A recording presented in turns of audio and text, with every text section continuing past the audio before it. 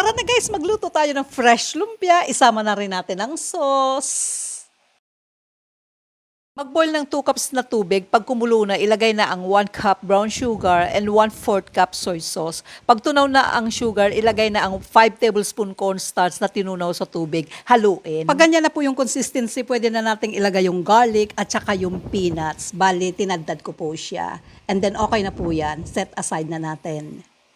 Diretso na po tayo guys, magisa na tayo ng bawang at sibuyas. Pag transparent na, ilagay na ang chicken strips, pwede rin pork, timplahan ng asin and white pepper. Ilagay na ang grated kamote and carrots and gisahin natin to ng mga ilang seconds. Timplahan natin ang patis, add na ang Baguio beans, lutuin ng ilang seconds hanggang maluto na ang mga gulay. Ilagay na po natin yung fried tofu, cilantro or parsley at cabbage. Huwag i-overcook. Luto na! Kainan na!